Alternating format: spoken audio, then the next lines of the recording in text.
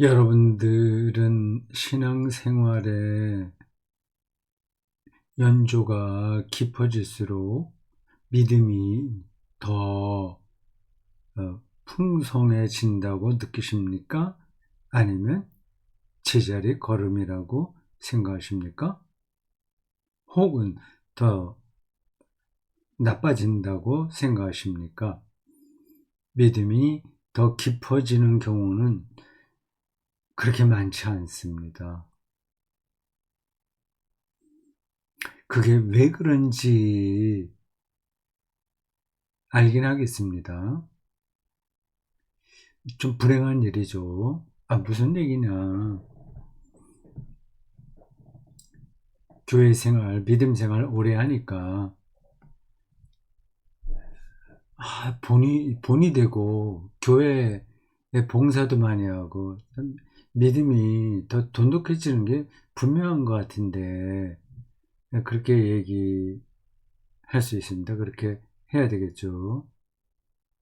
그런 사람들도 있습니다. 근데 잘 살펴보세요. 신앙 생활에 매너리즘, 매너리즘에 떨어집니다. 많은 경우에 그렇습니다. 이건 그 사람의 심성이 착하냐, 좀 거치냐, 혹은 그 지적인 능력이 뛰어나냐, 아니냐 하고 크게 상관없이 나타납니다. 신앙의 진보, 혹은 신앙의 심화가 별로 일어나지 않습니다. 똑같은 교회 생활을 다람쥐 쳇바퀴 돌듯이 반복하는 겁니다. 그런 걸로 영혼이 만족할 수 없잖아요. 그래서 결국 교회를 뛰쳐나가든지, 지금 젊은 사람들에게 많이 나타나는 현상입니다. 뛰쳐나가든지 아니면 그냥 교회 생활 자체에 매달립니다. 뭐 취미 생활하듯이 합니다. 제가 다른 설교에서도 종종 그런 표현을 했습니다.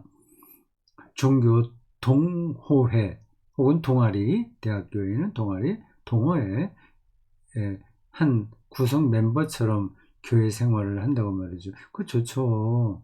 재밌죠. 나이가 들어서 어디 그렇게 어, 마음을 터놓고 서로 관심을 기울이고 가까워지는 공동체가 별로 없잖아요. 친구들, 동창들, 만나도 수다만 떨고, 표현이 좀 그런데, 자기 자랑하고, 자기 자식, 자기 손자 자랑하고, 아니면 부동산 이런 거, 어떻게 됐다고 자랑하고, 그런 것들이죠. 물론, 다른 모임도 있습니다. 그런데 활동하는 사람도 있어요. 사회 봉사하는 활동들도 있습니다. 아니면 노래 부르기 그런 것들도 있죠. 근데 교회 공동체는 좀 특이합니다. 근데 일주일에 최소한도 한 번 아니면 두 번 이렇게 모이고, 조금 더 가면 거의 일주일에 서너 번씩 정기적으로 만나기도 하는데, 이런 모임이 흔하지 않아요. 그래서 그 안에서 인정받으면 뭐 좋습니다. 인간적으로 보더라도 교회 활동하는 건 우리 삶을 여유 있게 만드는 것은 분명한 것 같습니다. 근데 그거하고 정말 신앙이 깊어지는 거하고는 좀 다른 문제라는 거예요. 오늘 8가지 그 설교복의 소제목을 제가 일단 적어놨습니다. 1번부터 8번까지인데 1번과 8번은 같은 이야기예요. 결국 믿음에서 시작해서 믿음으로 끝나는 겁니다. 제자들이 예수에게 우리에게 믿음을 더하소서라고 요구했어요. 믿음을 그냥 달라고 한 게 아니라 믿음을 보충해 달라고 한 겁니다. 그러니까 믿음의 문제가 그렇게 간단한 게 아닙니다. 지금 제가 그 믿음론, 조직신학의 그 항목이 있거든요. 믿음이란 무엇인가를 주제로 강의하는 게 아니라서 그 문제를 시시콜콜 말씀드리지는 않겠습니다. 신뢰와 그리고 신앙의 차이가 뭐냐 이런 저런 것들도 다 거기에 포함되어 있어요. 라틴어로 표현하는 방법들도 다 다릅니다. 그런 거를 일일이 제가 지금 말씀드리지 않겠습니다. 그냥 우리가 일반적으로 알고 있는 그 믿음을 전제하고 말씀드려요. 이렇게 생각해 보세요. 참아시기하고 믿음하고 관계예요. 믿음이 참아시기하고 좀 비슷하다고 제가 설교 초반부에 했습니다. 실제로 설교할 때 소리를 그렇게 그 내용을 얘기했는지 아니면 설교문에만 썼는지는 모르겠습니다. 네. 차를 그냥 벌컥벌컥 마실 수도 있잖아요. 그래도 차 마신다는 생각을 하는 겁니다. 차 마시는 거 맞죠? 어떤 사람 조금 천천히 어느 정도 차 맛을 느끼면서 마실 수도 있어요. 벌컥벌컥 마시는 거하고 그 맛을 느끼면서 마시는 건 다른 거잖아요. 같은 차를 마시더라도. 근데 다도라고 있지 않습니까? 그 차원에 실제로 들어가게 되면 차 향, 그리고 그 향과 맛과 그리고 입안에서 감도는 어떤 느낌들, 그 모든 것들이 다 자기와 일치가 됩니다. 그러니까 차와 자기가 하나가 되는 거죠. 그 차 마시기에서도 그런 차이가 있는 겁니다. 믿음도 그런 거예요. 열광적인 믿음, 심지어는 광신적인 믿음도 있죠. 사이비 이단들에게도 그 믿음은 굉장히 강렬하게 나타납니다. 신천지를 비롯하여 얼마나 많은 사이비를 따르는 사람들이 있습니까? 그 말고 많이 있거든요. 우리는 그러한 믿음을 건강하다고 말할 수는 없잖아요. 마지막에 믿음의 세계 안으로 들어가기라고 이렇게 했습니다. 그 믿음에도 세계가 있는 거예요. 차 마시기에도 세계가 있듯이 믿음의 세계가 있습니다.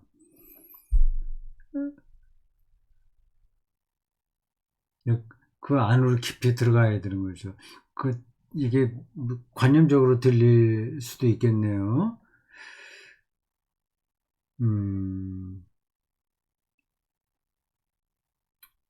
이렇게 믿음의 대상인 하나님 앞에 우리가 바로 서는 겁니다.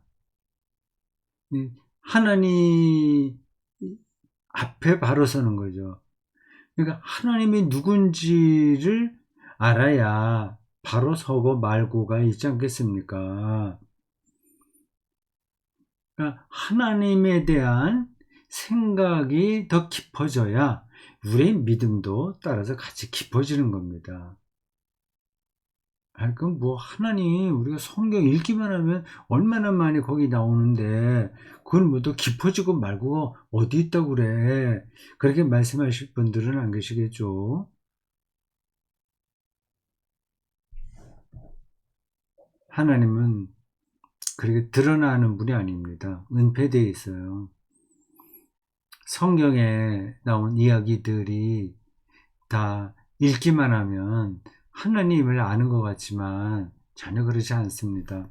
이 뽕나무 이야기만 놓고도 보세요. 예수께서 너희들이 이 겨자씨 하나만한 믿음이 있다 하면 뽕나무를 명령해서 거기서 뽑혀서 바닷속에 빠져라 라고 하면 그 뽕나무가 그대로 순종한다, 따른다 고 하는 거 아니겠습니까? 물론 이건 비유 과장법인가? 과장된 거죠. 근데 이걸 사실적으로 믿는 사람들이 있을까요? 그렇게 믿는 사람들도 있을 겁니다. 그러니까 나에게 믿음을 달라, 믿음을 달라, 뽕나무를 뽑아낼 수 있는 믿음을 달라, 그렇게 매달리지 않습니까? 근데 이게 실제로 믿음인지 아니면 자기 감정, 자기 확신인지, 이건 다른 문제인 거예요. 그러니까, 내가 이제 세상의 모든 것들을 다 포기하고 하나님만 정말 믿는 것 같아. 절대적으로 나는 하나님만 믿을 거야. 이렇게 말하는 사람들이 얼마나 많습니까? 그리고 영 엉뚱한 일들을 많이 하잖아요. 제가 하도 많이 입에 올려서 여러분들이 듣기 싫을지 모르겠습니다만 작년 10월에 그 차별금지법 반대한다고 서울에서 대규모 그리스도인 군중 집회를 열지 않았습니까? 그게 믿음일까요? 근데 거기에 한국의 대형교회 목사들, 네로라 하는 사람들이, 그리고 존경을 받는 목사들까지 거기 나서서 그런 일을 벌이고 있지 않습니까? 이걸 우리는 믿음이라고 얘기할 수 없잖아요. 아이고, 당신이 너무 그분들을 비판하는 것 같은데, 그분들도 한국교회를 사랑해서 그렇게 나선 거지, 자기 이름을 내려고 한 거냐, 믿음으로 그렇게 한 건데, 그거를 이렇게 매도하면 되겠나? 그렇게 생각하실 분들도 계시겠죠. 요건 이 자리에서는 더 이상 말씀드리지 않겠습니다. 그런 생각으로 그리스도교 역사를 망친 교회 지도자들이 한둘인가요? 십자군 전쟁을 일으킨 사람들, 그리고 백악관에 가서 기도해갖고 이라크 전쟁 일으키는 그 자리에 가서 백악관 가서 기도한 목사들, 전쟁에서 승리하게 해달라고 하는 목사들, 다들 믿음으로 한다고 하는 거 아니겠습니까? 마녀 사냥을 한다거나 그런 것들이요. 근데 그래도 그 동성애 문제는 조금 우리 그리스도인의 입장에서 보면은 문제 아닌가 이렇게 생각할 수도 있습니다. 그 문제는 지금 여기서 말씀드리지 않겠습니다. 제가 대구선서 아카데미 사이트에 매일 묵상에 가면 교회 구원이라는 걸로 한 100 몇십 편, 180편인가 그렇게 시리즈 글을 썼어요. 아직 몇십 편을 더 글을 더 써야 되는데 잠깐 중단하고 있습니다. 그걸 한번 읽으시기 바랍니다.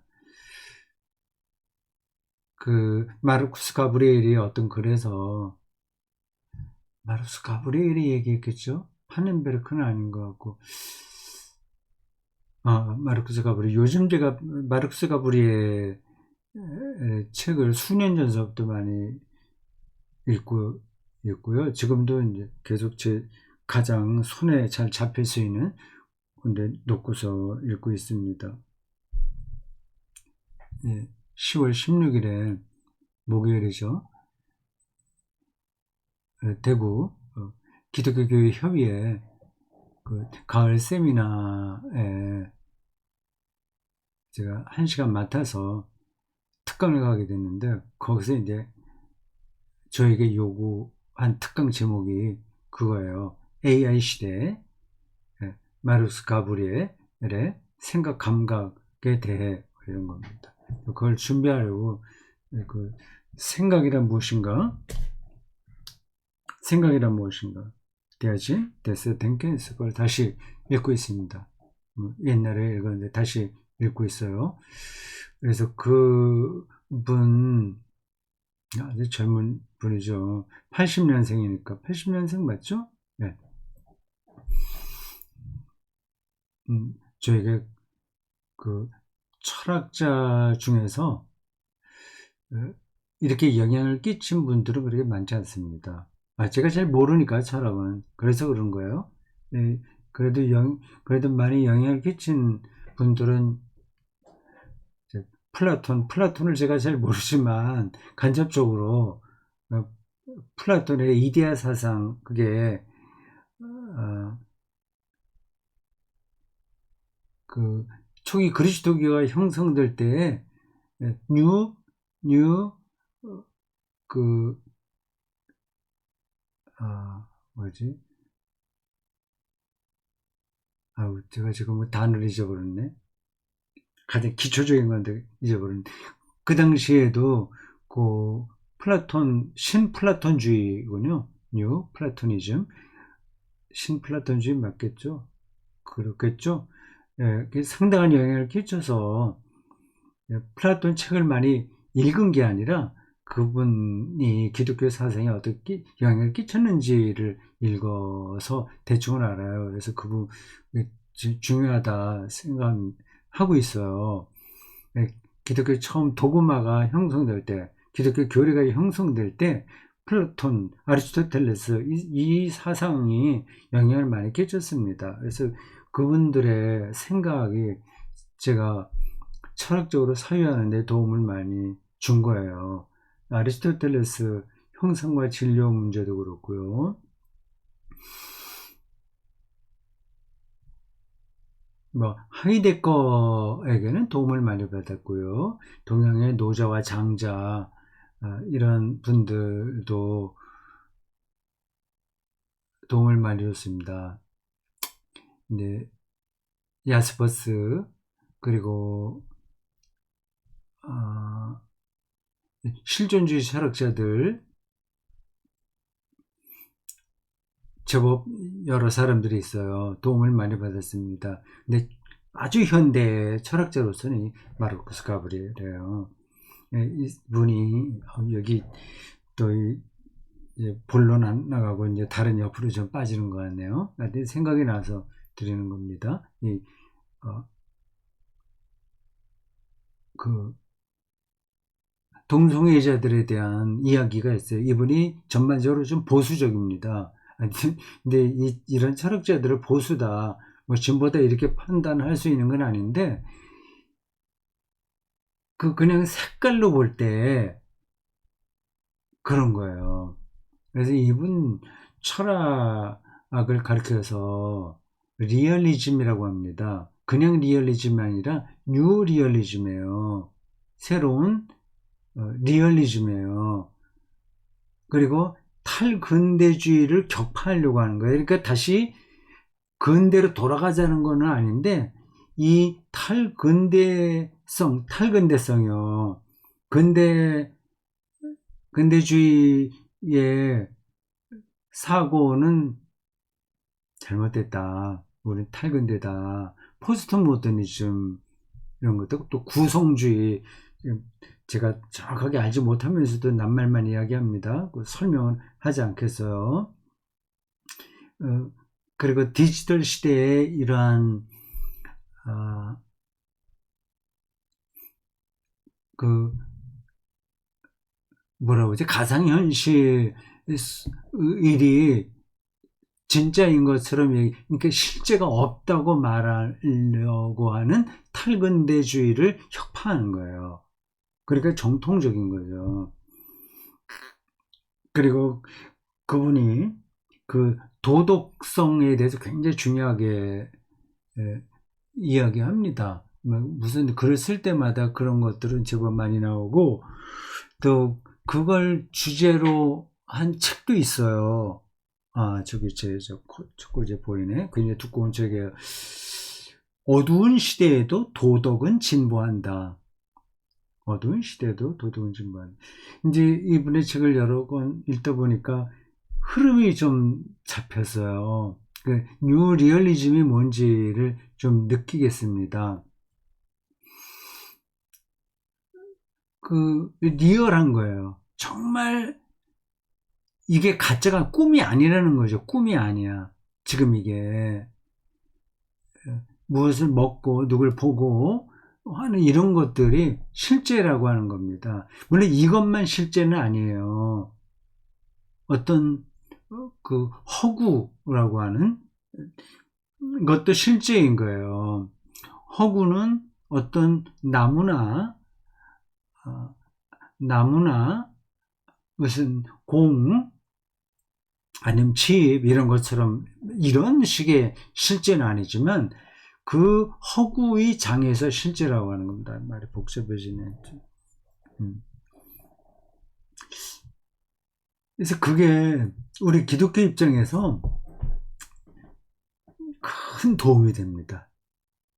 그러니까 하나님의 창조, 우리 이 세계의 물질성, 우리의 육체성, 있는 그들의 모든 것, 그걸 실제한다고 보는 거예요. 근데 탈근대주의는 그걸 실제하는 거 아니야. 우리가 이렇게 저렇게 구성하고 있을 뿐이야. 이렇게 하거든요. 탈근대주의 철학자들이요. 그 탈근대주의의 가벼움을 여지없이 깨부수고 다시 다시 근대로 돌아가는 건 아닌데 그 근대가 제대로 근대화되지 못했다고 하는 겁니다. 사회에서 모더니즘이 그걸 이제 붙드는 거죠. 말이 자꾸만 더 다른 데로 나가네요. 그래서 전반적으로 보면 좀 보수적이에요. 정통적이에요. 도덕성 강조해요. 그래서 트럼프나 이런 사람들 무지하게 깝니다. 그리고 그 실리콘밸리 중심으로 한 그 잘 나가는 기업들, 이것들 다 이게 속임수다, 이렇게까지 얘기합니다. 그 직접 속임수라고 얘기했는지 아닌지는 모르겠는데, 제가 받은 뉘앙스로는 그래요. 진짜 아닌 거를 진짜처럼 사람들 눈속임하는 거다 하는 겁니다. 근데 그게 현대인들에게는 실제가 되잖아요. 젊은 사람들은 스마트폰에 있는 어떤 숫자하고 그 인터넷은 기본적으로 1과 2의 어떤 작용이잖아요. 그런 것들을 실제라고 생각하는 거예요. 그것도 실제는 실제죠.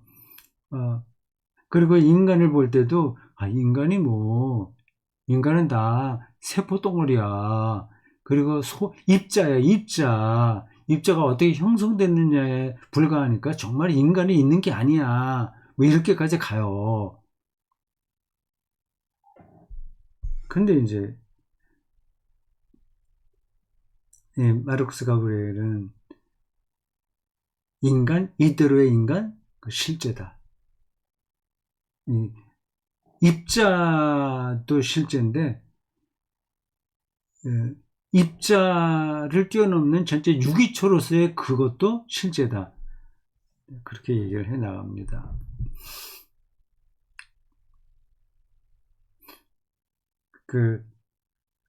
전반적으로는 보수적인데, 도덕성 많이 얘기하고, 그래서 도덕주의자는 아닌 거예요. 그, 그 동성애 성소수자들 문제를 이렇게 평가한 거로 제가 기억하고 있어요.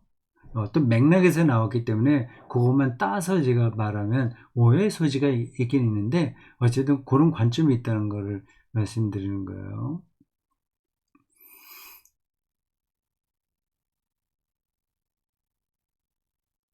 내가 그 말을 조심해야 되는데 정확하지 않은 걸 막 얘기하면 안 되는데 그 동성애는 옳고 그러면 문제가 아니다. 이거는 그렇게 옳다 그르다로 말할 수 있는 게 아니라 그렇게 나타나는 현상이다. 그 리얼한 거다. 그렇게 얘기를 하고 있습니다.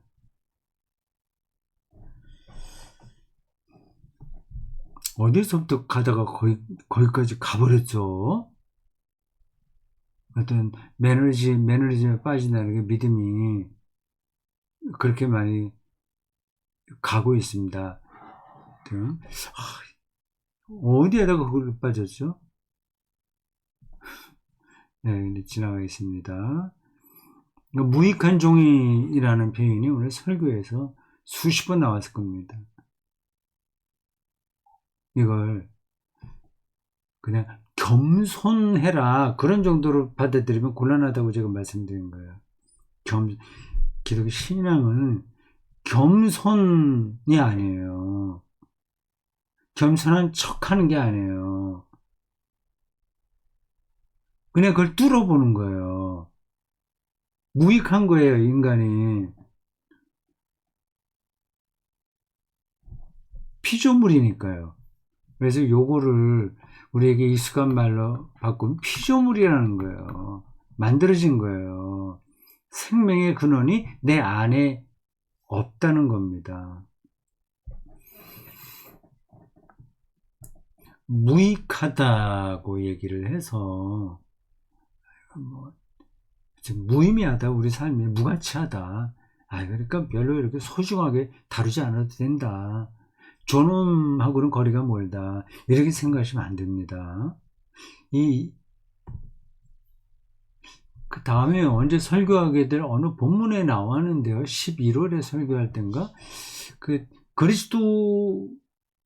그리스도에게 영광을 돌리고 너희들에게도 영광이 되기를 바란다. 이 사람은 영광스러운 존재인 거예요. 이 우리가 피조물이라고 하는 게 그냥 단순히 피조물이 아니라 하나님의 피조물이거든요. 그러니까 하나님의 차원에 있는 거예요. 그러니까 무익하다고 해서 정말 가치 없다. 그 얘기가 아니라 하나님과의 관계에 대한 정확한 표현인 겁니다. 적나라한 실존이라고 얘기를 했죠. 겸손하다는 뜻이 아니에요. 자신의 무능력을 근본으로 깨닫는 겁니다. 목사 중에서 설교 자격이 있는 사람은 없습니다. 사람은 설교할 수 없어요. 뭘 알고 하는 게 아닙니다. 부분적으로 알아요. 완전히 모르는 게 아니라 조금 알아요. 칼 바르트가 그런 얘기 하지 않았습니까? 어느 때도 제가 짚은 거예요. 말씀론에 나왔을 거예요. 목사는 하나님의 말씀을 모른다. 알 수 없다. nicht können. 이렇게 표현해요. nicht 안 된다. können 할 수 없다. erkennen 이해할 수 없다. 알 수 없다. 그러나 설교해야 한다. 당위예요. 그러니까 무능력과 이 당위 사이에 딜레마에 놓여 있는 인간이 설교자로서의 목사라고 하는 겁니다. 그 무능력 가운데서 해야만 되는 거예요. 얼마나 그 작업이 고달프겠습니까? 그 무능력이라고 하는 걸 잘 생각하십시오. 뭐 아는 척하고 설교하는 분들 있잖아요. 여러분들이 어느 뭐 명망가 설교자들에게 설교 듣고 은혜 받았다고 하는데 그건 뭐 좋습니다. 그런 뛰어난 설교자들 많이 있죠. 근데 그게 다 아는 게 아니에요. 그건 여러분들이 알고 계셔야 됩니다. 무익한 종에서 교회 생활의 가벼움까지 이제 쭉 흘러가고 있어요. 자기가 가벼워져야 된다는 겁니다. 하나님 앞에서 어떻게 우리가 무게를 잡고 있겠어. 그런 표현이 맞나요? 가벼움. 수고하고 무거운 짐 진 자들 다 내게로 오라. 내가 너희를 편해지게 하리라 얘기했는데 예수께서 이렇게 말씀하시는데 근데 그리스도인들이 거꾸로 갑니다. 편히 쉬지 못해요. 아니면 뭐라고 그러죠? 계산만 하든가 아주 무지개만 하게 된다거나 아니면 무거운 짐을 지는 거예요. 교회 힘들어도 해야 되고 의무적으로 뭘 해야 되고 계속 그럽니다. 그러니까 교회 안에서 다툼이 많이 일어나겠죠.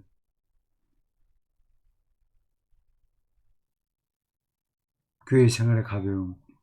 가벼워야 이제 힘이 빠지는 거고, 힘이 빠져야 우리 영혼이 살아나죠. 김훈의 화장터 이야기 잠시 했습니다. 뭐 다시 반복할 필요가 없긴 하는데, 이 김훈 선생의 글이 하도 그 뭐라고 그래야 될까요? 힘이 있어요.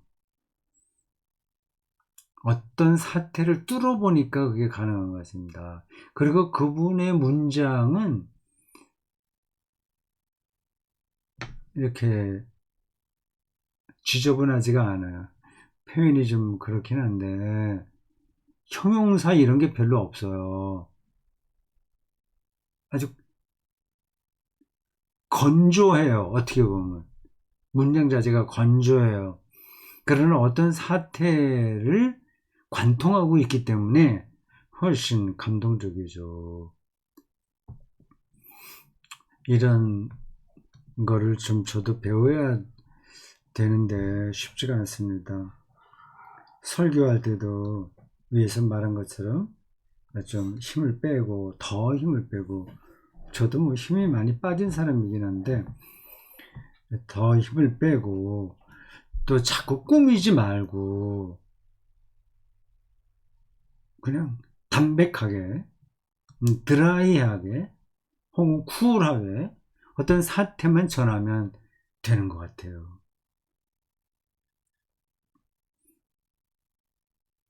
그 나머지 결과는 진리의 영인 성령에게 맡기는 거죠. 그게 성령론적 설교입니다. 내가 신자들을 설득하려고 하지 말고, 그건 이제 로마 시대 때 수사하게 발달한 그 웅병가들이 했던 얘기고, 뭐 지금도 그러죠. 정치인들은 그렇게 할 거예요.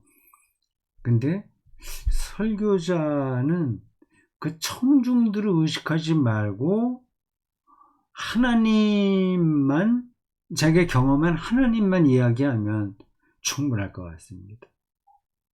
그러니까 청중들에게 너무 은혜를 끼칠 이 부담에서 벗어나야 될 것 같아요. 목사들이 자꾸만 거기에 묶여 있다 보면 잔꾀를 부리게 되거든요.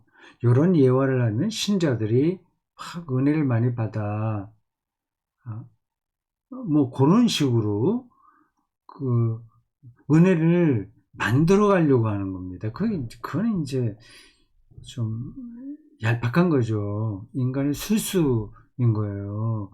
많은, 상당한 경우에는 그러한 인간적인 술수에 신자들이 넘어갑니다. 그런 경우가 많아요. 연세 무슨 교회인가 윤 아무개 목사 설교 비평할 때 20여 년 전에, 20년 전에, 저는 아주 깜짝 놀랐습니다. 아, 저게 어떻게 설교지? 완전히 신자들을 들들 볶아요. 그리고 위협해요. 그건 뭐 복음이 아니라 저승사자의 저주만 하고 있습니다. 아주 기계적으로 그렇게 해요. 그래도 뭐 거기에 있는 사람들은 파블로프의 개라는 그 실험에 나와 있듯이 그냥 아멘 하니까 뭐 믿습니까? 뭐 어떻게 하면 아멘 하고. 근데 그런 거를 자주 주고받다 보면 은혜를 받는 느낌이 드는 거죠. 그러니까 자기에게 설득이 안 돼도 저 목사가 정말 하나님의 귀한 종이니까 그의 말에 이렇게 아멘으로 화답하면 그게 인간의 심리에 작용해서 은혜를 받는 것 같습니다. 근데 김훈의 글은 전혀 그런 게 없어요. 화생터 이야기 한 대 반 정도 되는 흰 뼈가루, 그 이야기할 때 아주 느낌이 아주 강렬했습니다. 그 분말의 가벼움, 질감도 느끼지 못하는 먼지처럼 느껴지는 그런. 그래서 그 대목에서 그가 이렇게 표현한 것 같습니다. 무겁다 가볍다 이제 그 얘기를 하는 거예요. 삶은 무겁고 죽음은 가볍다.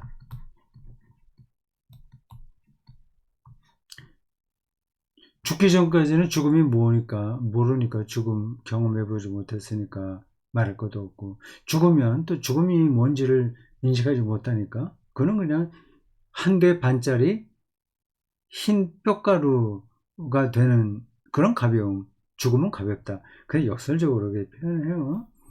역설적이겠죠. 죽음이 어떻게 가벼워요. 오히려 삶이 힘드니까 그런 얘기를 합니다. 제가 이분의 이 이야기 이 전체 동의하는 건 아니지만, 이 지식인 역사와 사물의 깊이를 뚫어보는 논, 그, 글 쓰는 자의 삶에 대한 이해가 어떤지를 느끼겠어요. 하나님 경험은 죽은 경험이다라는 대목도 있습니다. 이런 문장만 갖고는 정확하게 전달이 안 돼요. 죽음은, 그러니까 하나님 죽음을 꼭 얘기하는 건 아니에요. 하나님 경험은 우리의 삶과 죽음과 세계 전체, 현재, 과거, 미래 모든 것들을 통과하는 어떤 대상인 거죠. 그게 이제 느껴져야, 그제서야 하나님이라는 말로 부르는 어떤 분에 대한 인식이 싹 트는 겁니다. 138억 년 전을 생각하지 않고 우리가 어떻게 하나님의 창조를 말할 수 있겠습니까?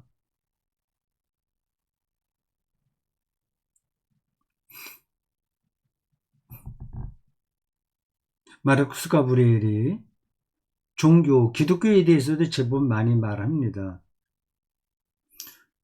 생각이란 무엇인가? 아니죠. 세계에는 왜 존재하지 않는가? 거기서 종교에 대해서 특별히 많이 이야기를 하네요. 기억에 남는 게,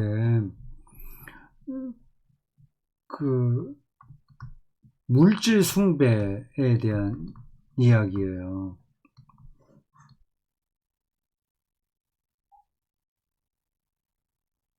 자연주의와 자연과학, 이런 것들이 물질 숭배다. 그거하고 성경이 이야기하려는 그 유일신 하나님 신앙하고는 다르다. 근데 기독교가 왜 세계를 지배하는 그 세력에게 종교적 빌미를 주었나? 아니면 그거보다도 왜 기독교가 세계를 지배해야 될 것처럼 하나님을 이야기하나? 그런 것들을 다 뒤섞어 설명하는데 하여튼 저에게 설득이 됐습니다. 근데 그 전체에 대한, 세계 전체, 시간 전체에 대한 탐색, 생각, 그게 무한히 뻗치게 되면 창조와 종말까지 생각하게 되는 거죠. 성서에 계속해서 창조와 종말이 나오고 있지 않습니까? 그리고 역사의 깊이를 이야기하고 있잖아요. 하나님의 심판과 축복을 이야기하잖아요. 그게 이 흑암과 어둠이라고 표현할 수밖에 없는 우리의 인식의 한계로 인해서 그 엄청난 세계를 그런 방식으로 설명하는 겁니다. 두렵고 떨리는 거죠. 그런 전체와 실존 개인으로서의 자기와의 관계 설정이 신앙에서 중요한 거죠. 마르쿠스 가브리엘도 그런 얘기를 하더라고요. 성경 구절도 인용하고 좋다고 생각했습니다. 오늘 여기까지 하겠습니다. 수고하셨어요. 오늘 시간이 길었습니다. 미안합니다.